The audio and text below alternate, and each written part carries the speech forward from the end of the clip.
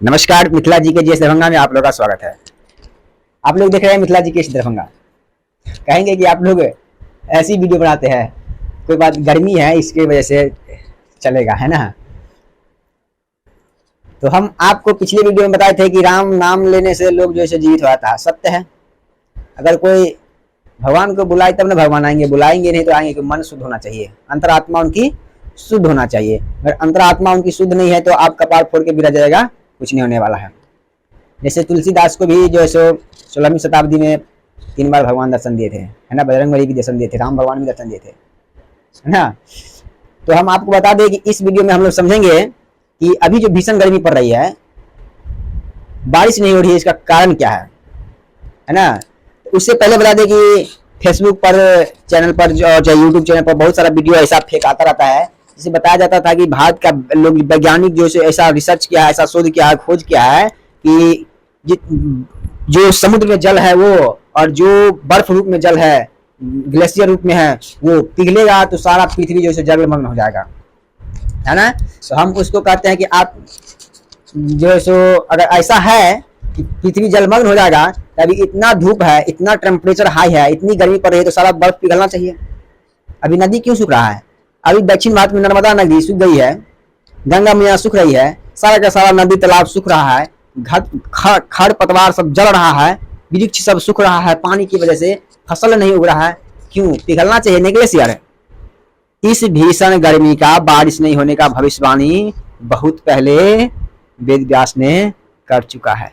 हम आपको अभी प्रमाण के साथ बताएंगे, और आप कई वीडियो में सुनेंगे कि हम बिना प्रमाण नहीं बोलते हैं, और आपको हम अभी प्रमाण भी दिखाएंगे। पिछले वीडियो में भी आपको हम प्रमाण दिखाए थे, है ना।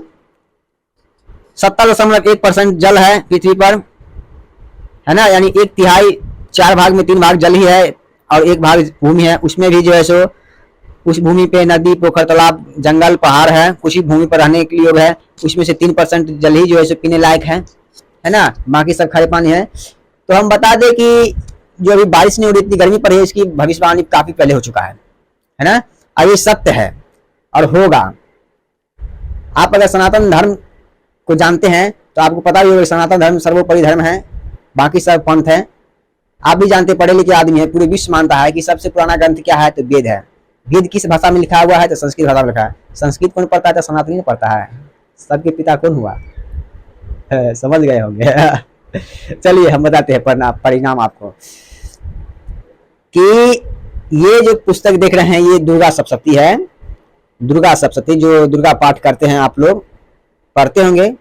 इसकी 11 अध्याय में, 11 अध्याय का मतलब 11वीं अध्याय में, और 144 श्लोक, 144 श्लोक अर्थात 46वां श्लोक में इसका वर्णन किया गया है कि 100 वर्षों तक बारिश नहीं होगी।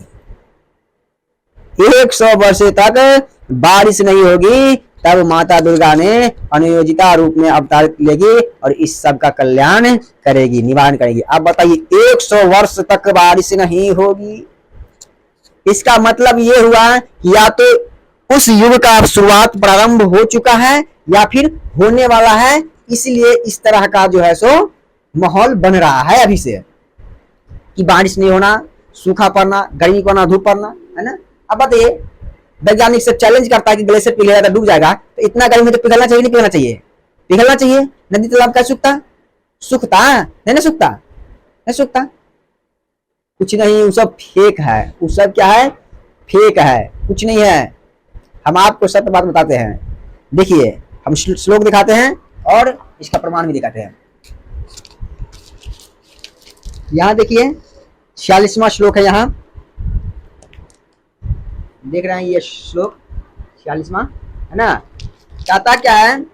भूयश्च शतवार्षिक्या मनाविष्ट्या मनंबसी मुनिभिश्च संतुता भूमौ संभृश्य मयोनिजा। कहता है कि जब पृथ्वी पर 100 वर्षों के लिए वर्षा रुक जाएगी, जब पृथ्वी पर 100 वर्षों के लिए वर्षा रुक जाएगी और पानी का अभाव हो जाएगा, वर्षा रुक जाएगी तो पानी का तो अभाव होगा ही होगा। उस समय मुनियों के स्तवन करने पर, यानी मुनि के स्तुति करने पर, प्रार्थना करने पर, मैं पृथ्वी पर अयोनिजा रूप में प्रकट होंगी। कौन? आदि शक्ति जगदम्बा माता दुर्गा अयोनिजा रूप में प्रकट होगी।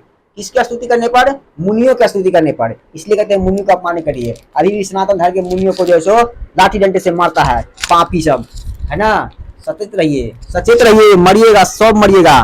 देख लीजिए यहाँ लिखा हुआ है स्पष्ट रूप से, यहाँ दिखाई पड़ रहा है आप लोग को, जब पृथ्वी पर 100 वर्षों के लिए जो है क्या बारिश रुक जाएगी, वर्षा रुक जाएगी और पानी का अभाव हो जाएगा 100 वर्षों के लिए। हमें लगता है उस दिन का शुरुआत अब हो चुका है। हम बिना प्रमाण नहीं बताते हैं, आप लोगों को कई बार बता चुके हैं कि हम जब भी आते हैं प्रमाण लेकर के आते हैं, एकदम ठोस प्रमाण लेकर के आते हैं।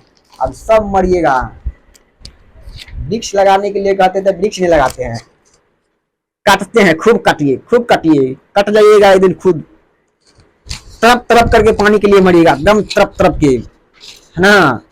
ऐसा मौत मरेंगे ना कि मजा आएगा। इसलिए कहते हैं सचेत हो जाइए, अभी भी समय है, सचेत हो जाइए। 100 वर्षों तक बारिश रुक जाना कोई आम बात नहीं है। अभी बारिश नहीं होता तो किसे ऊपर दम खींच रहे हैं।